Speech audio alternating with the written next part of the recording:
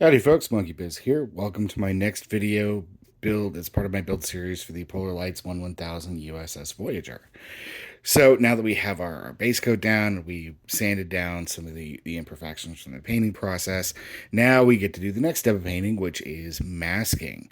So you'll see the ship has some of these yellow lines around certain areas. These are vinyl paint masks from Aztec Design.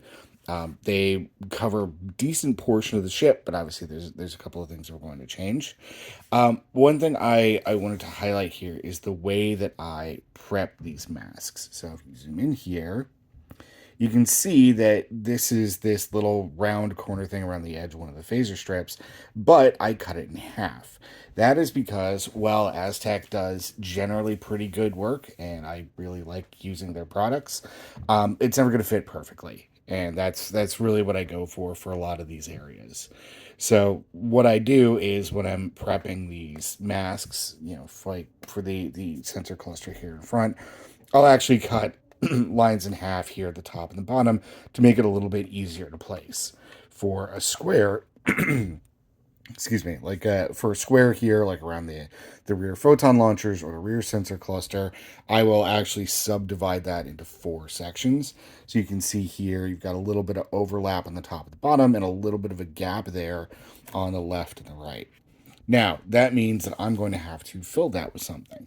So let's talk some of my favorite tools for masking. So first, to me, a 6mm paper tape. I think I have this in like 4 different sizes. Great for anything complex or where you don't need a ton of stick, or where you're really just looking for a general tape to cover some of those gaps. For anything where you need to cover a much larger area, just 3M blue painter's tape. I mean, the stuff it's everywhere. It's cheap. It's readily available, and it works really well without taking off any of the underlying layers of paint. So along with that, tweezers to pick off the masks and put those in place, and a sharp X-Acto hobby knife, because well, you always need a sharp X-Acto hobby knife. So yeah, I will continue masking along the top here. I still have to mask along the bottom and the top of the phasers. I will have to do those. I have to do those.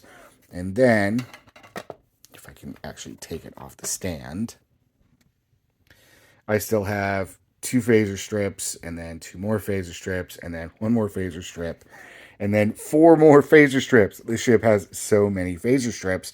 And then I have to repaint the little divot things there as well. So a lot of stuff, a lot of work to do.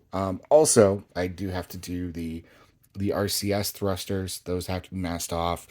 And I did scrape out the clear windows on the bottom and on the top of the ship. I'm going to repaint those. It was a little hard to see the detail, a little hard to get the right level of light through. So I'm going to give those a mask the area around it, give it a good coat of black, and yeah, just scrape out the windows after I put another base coat on top. So making progress, hopefully we get there soon, but yeah, still a lot of work to do.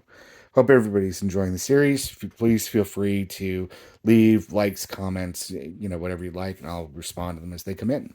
Thanks.